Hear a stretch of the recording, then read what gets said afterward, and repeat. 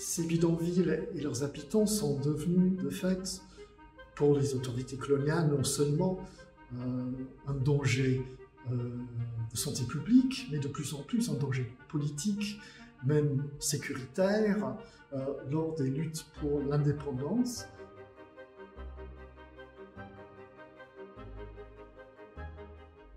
Je m'appelle Jim House, je suis enseignant-chercheur en histoire à l'université de Leeds au Royaume-Uni et je travaille sur l'Algérie, le Maroc et la France.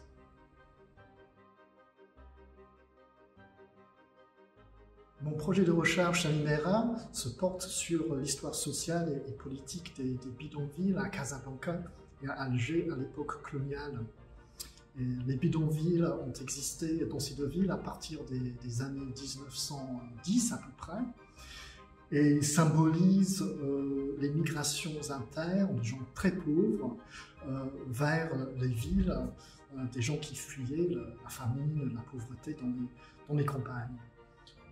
On a très peu parlé de ces migrations internes, donc c'est l'une des thématiques principales de l'ouvrage que je prépare pour la presse universitaire d'Oxford dans le cadre de ce projet.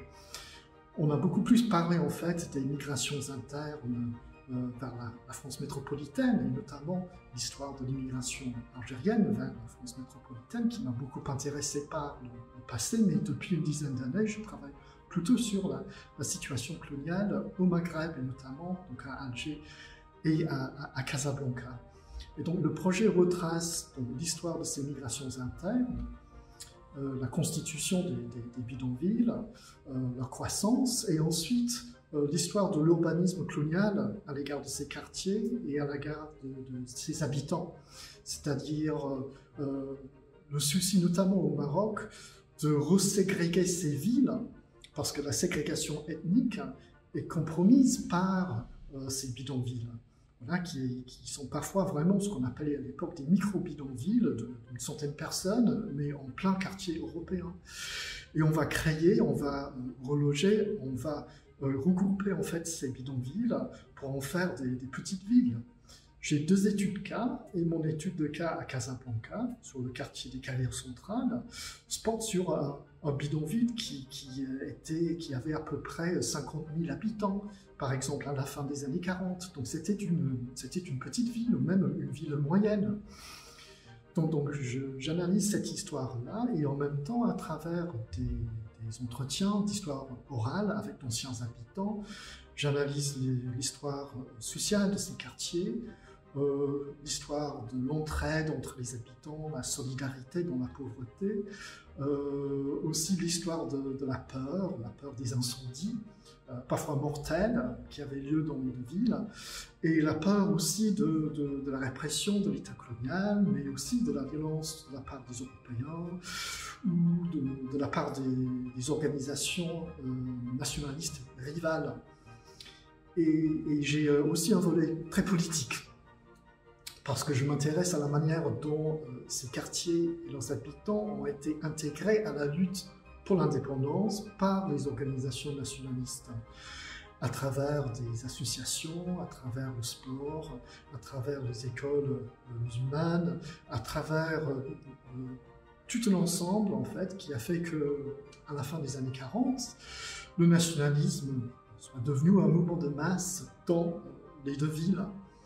Et ces bidonvilles et leurs habitants sont devenus, de fait, pour les autorités coloniales, non seulement un danger de santé publique, mais de plus en plus un danger politique, même sécuritaire, lors des luttes pour l'indépendance, dans ces deux villes qui sont devenues donc des luttes violentes à partir de novembre 1954 à Alger et à partir d'août 1953 à Casablanca, avec des guérillas urbaines et avec une très forte répression également des mouvements d'indépendance. Mais je n'analyse pas que la répression, j'analyse aussi le réformisme colonial, notamment le relogement des habitants, qui a été entrepris afin de montrer un visage plus accueillante de l'État colonial.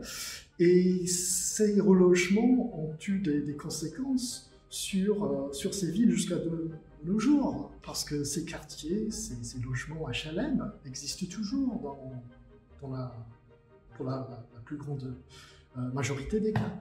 Voilà.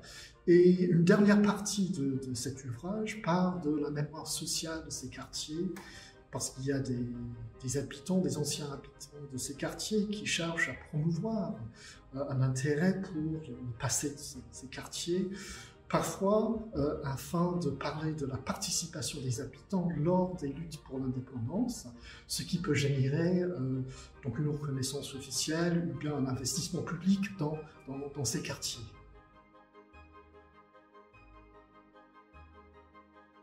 Je suis très content en fait d'occuper la chaire Germaine Tillon parce que Germaine Tillon figure dans mon projet sur l'histoire des bidonvilles.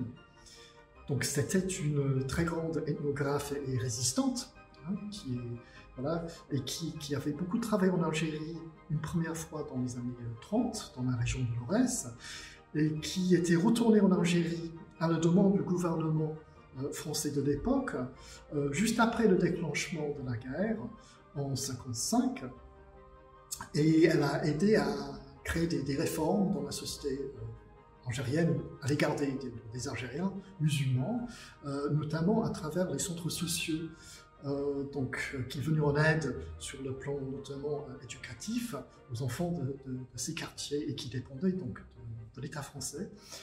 Mais pour ce faire, elle s'est inspirée de ce qui se faisait déjà dans ces quartiers à travers l'intervention d'organisations humanitaires, comme on les appelle maintenant, donc en banlieue d'Alger notamment. Et donc il y a un lien très direct entre les bidonvilles et Germaine Tillon et mon projet. Et Germaine Tillon a popularisé le terme clochardisation aussi, qui décrit donc la manière dont la société algérienne est devenue pauvre en raison de la colonisation. Et pour parler des devenirs dans l'espace méditerranéen, bien évidemment que ces quartiers informels, on les appelle souvent, ces bidonvilles, donc restent d'actualité malgré donc, des tentatives très sérieuses, hein, des résorptions qui ont été menées par les deux États marocains et algériens depuis une trentaine d'années, parce que de nos jours, les inégalités structurelles entre l'intérieur et les villes existent toujours, tout comme les inégalités de revenus à l'intérieur même des grandes villes du Maghreb. Mais c'est là, bien sûr, une question qui dépasse la seule région de la Méditerranée, parce que c'est une question qui se pose, que ce soit au Brésil ou en Inde, ou dans beaucoup de pays différents. Mais je pense qu'il faudrait aussi éviter toute vision misérabiliste, hein, parce que les urbanistes, les sociologues s'inspirent souvent de l'entraide, du dynamisme socio-économique de ces quartiers. Voilà, et toutes ces activités peuvent en fait inspirer d'autres initiatives dans d'autres villes. Voilà, dont les liens sociaux entre les résidents sont souvent très forts. L'interdisciplinarité, c'est une question qui m'intéresse parce que je travaille déjà en fait un peu entre l'histoire et la sociologie et un petit peu en sciences politiques. Je travaille sur l'histoire de la mémoire et sur l'histoire des migrations. Et j'ai pu constater donc différentes choses lors du premier semestre de ma résidence à l'INERA. Bon, déjà, qu'il y avait des affinités avec d'autres historiens des migrations, mais qui travaillent sur de tout autre contexte. J'ai beaucoup apprécié également le dialogue avec les artistes. Voilà. Ce qui m'a en fait incité à m'interroger sur déjà les supports et la diffusion de mes propres travaux, parce que les artistes, ce sont des chercheurs également, mais qui utilisent d'autres supports en fait pour essayer de communiquer avec un public. Et je pense que cette dimension-là est très importante pour moi. Je m'intéresse également aux frontières parfois un peu arbitrairement établies entre les différentes disciplines. Et il y a des figures qui remettent en question ces frontières, comme je pensais par exemple à l'intellectuel antillais Frantz Fanon, qui a été donc psychiatre, mais aussi écrivain, militant anticolonial. Et donc différentes préoccupations, différentes disciplines peuvent converger vers un même individu, ce qui est le cas pour Fanon, ce qui a été le cas d'ailleurs avec des collègues qui travaillent sur l'histoire de la psychiatrie et sur la pratique de nos jours de la psychiatrie.